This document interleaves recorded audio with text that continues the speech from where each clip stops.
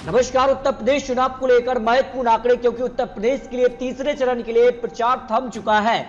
ऐसे में अगर बात की जाए तो यहां पर 16 जिले और 59 सीटों का क्या चुनावी गणित बन सकता है। इसमें अगर बात की जाए तो सबसे ज्यादा अवध, पश्चिमी यूपी और बुंदेलखंड की 59 सीटों पर चुनाव होने वाले हैं। ऐसे में यहां के क्या चुनावी आंकड़े बन सकते हैं, और माना यह जा रहा है कि चुनाव प्रचार थमने के बाद अब क्या आंकड़ा बन सकता है, क्योंकि तीसरे चरण को अग्नि परीक्षा की तरह देखा जा रहा है। इसमें अखिलेश यादव समेत उप मुख्यमंत्री और पूर्व मंत्री और सांसद भी, यानी कुल 11 ऐसे बड़े दिग्गज नेता हैं जो कि तीसरे फेज में उनकी किस्मत का फैसला होने वाला है, जिसमें सबसे ज्यादा महत्वपूर्ण सीट मानी जा रही है अखिलेश यादव की करहल सीट। इसके भी चुनावी आंकड़े आपको दिखाने वाले हैं। आखिर कहां किसका पलड़ा भारी हो सकता है। अखिलेश यादव के लिए काफी महत्वपूर्ण सीट है। और तीसरा फेज क्यों महत्वपूर्ण माना जा रहा है, क्योंकि तीसरे फेज के कुछ महत्वपूर्ण ऐसे रीजन रहे हैं, और ऐसे में अगर बात की जाए तो हर एक पार्टी अपना दावा रख रही है। ऐसे में तीसरे फेज को लेकर प्रधानमंत्री मोदी जी हो या अमित शाह जी हो, या फिर यहाँ पर अखिलेश यादव ने भी दावा किया है कि तीसरे फेज में उनका कब्जा होने वाला है। तो तीसरे फेज का क्या महाभारत हो सकता है। 20 फरवरी को वोटिंग है, लेकिन 16 जिले और सबसे ज्यादा 59 सीट। लेकिन कहां चुनाव है। अवध रीजन, पश्चिमी यूपी और बुंदेलखंड पर चुनाव होने वाले हैं। 3 रीजन और तीसरे फेज के लिए 59 सीटें महत्वपूर्ण हो जाती हैं।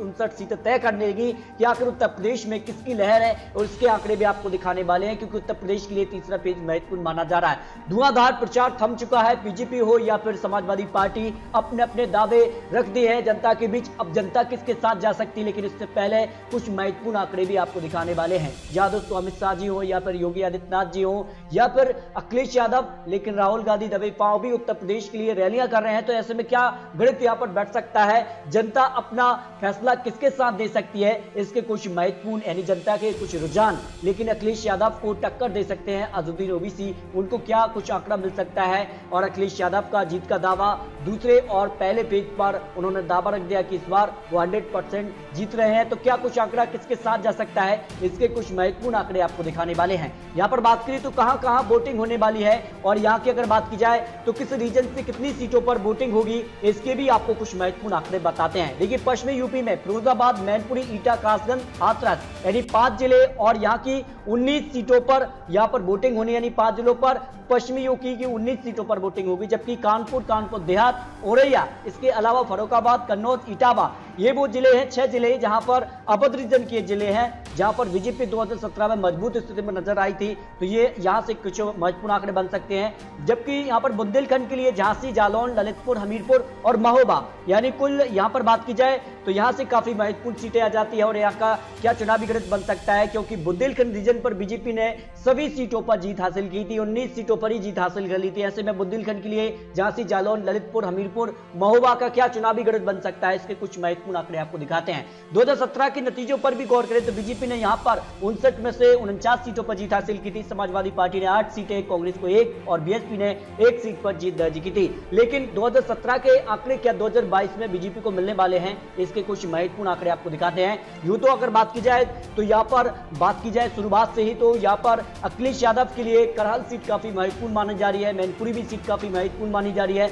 लेकिन 2017 में बीजेपी के रमा साके की करारी हार हुई थी यहां पर, और यहां पर यादव वोट बैंक काफी महत्वपूर्ण है। ऐसे में अखिलेश यादव का दावा कितना सटीक बैठता है, क्या उनका जीत का जो परचम है वो लहराएगा या नहीं, ये तो जनता तय करेगी। लेकिन फिलहाल आखिर बात की जाए तो अखिलेश यादव यहाँ पर यादव वोट के सहारे सीट पर मजबूत माने जा रहे हैं। जबकि यहाँ पर बीजेपी के बड़े दिग्गज नेता एसपी सिंह बघेल भाजपा से यहाँ पर मंत्री हैं, और ऐसे में अगर बात की जाए तो उनका भी पलड़ा काफी भारी नजर आ रहा है। जबकि कुलदीप नारायण बसपा से यहाँ पर चुनावी मैदान में है, कांग्रेस ने अपना उम्मीदवार यहाँ से नहीं उतारा है। ऐसे में अगर बात की जाए तो त्रिकोणीय मुकाबला यहाँ पर दिखाई दे रहा है। लेकिन यहाँ पर बात की जाए तो पलड़ा यहाँ पर अखिलेश यादव का भारी हो सकता है। यादव वोट के सहारे वो इस सीट पर जीत हासिल कर सकते हैं। इटावा की यहाँ पर जसवंत नगर सीट भी काफी महत्वपूर्ण मानी जा रही है। बीपी सिंह बसपा प्रत्याशी, शिवपाल यादव समाजवादी पार्टी और विवेक साक्य जो है भाजपा प्रत्याशी चुनावी मैदान में, तो यहाँ पर भी काफी त्रिकोणीय मुकाबला माना जा रहा है। इसके अलावा फर्रुखाबाद में भी कड़ी टक्कर हो सकती है। भाजपा और कांग्रेस में टक्कर के कयास लगाए जा रहे हैं फर्रुखाबाद सीट पर। जबकि यहाँ पर बात करें